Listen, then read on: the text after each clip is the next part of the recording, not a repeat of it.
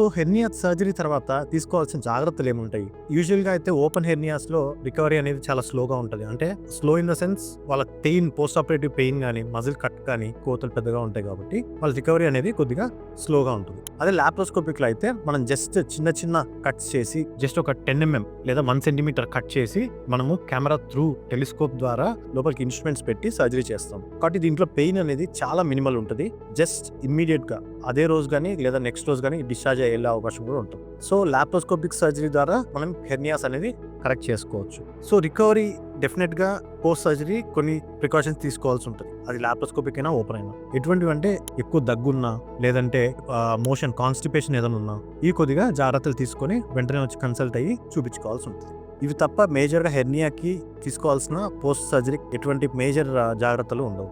Weight bearing ఒకటి తగ్గించుకొని కొన్ని రోజుల వరకు అది కూడా. దాని తర్వాత నార్మల్‌గా వర్క్స్ అన్ని కూడా చేసేసుకోవచ్చు. డే టు డే వర్క్ అయితే గనక ఆపరేషన్ అయిపోయిన నెక్స్ట్ రోజు లేదా అదే రోజు నుంచే డిశ్చార్జ్ అయిపోయి నెక్స్ట్ రోజు నుంచి నార్మల్ వర్క్ కూడా క్యారీ ఔట్ చేసుకోవచ్చు.